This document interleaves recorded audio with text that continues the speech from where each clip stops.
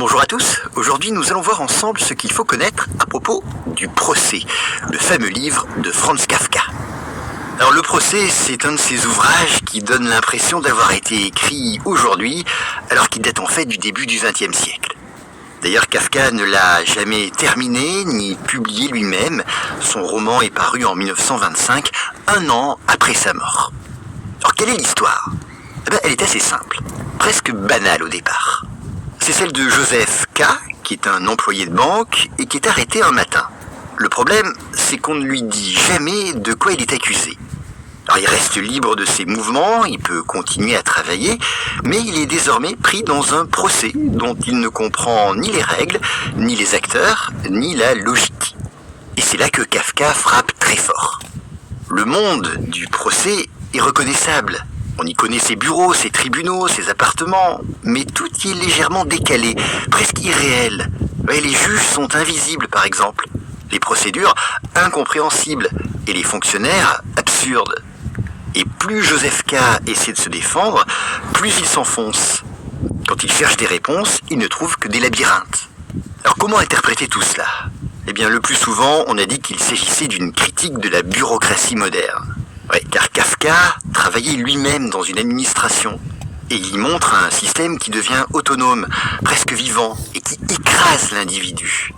Mais en fait, ce n'est pas seulement administratif, c'est plus large, c'est existentiel.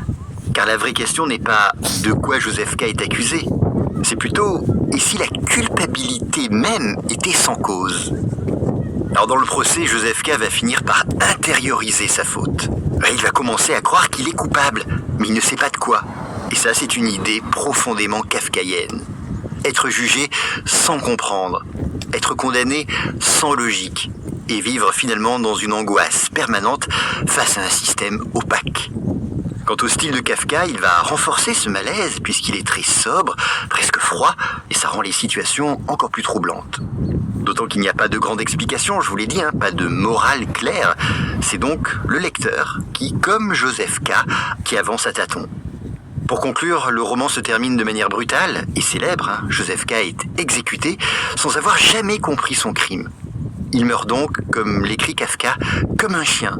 Une formule qui résume toute l'humiliation du personnage. Alors vous le savez, aujourd'hui on parle de situations kafkaïennes pour décrire un monde absurde, où les règles semblent arbitraires et inhumaines. Au fond, Kafka nous laisse avec cette inquiétude simple, mais vertigineuse. Et si, sans le savoir, nous étions tous déjà en procès ?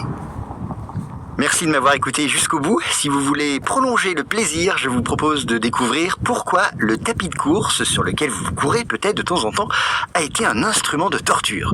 Vous verrez, on a fait du chemin depuis ses origines et ça se passe sur mon podcast de culture générale qui est le plus écouté de mes podcasts et je mets les liens Apple Podcast et Spotify dans les notes.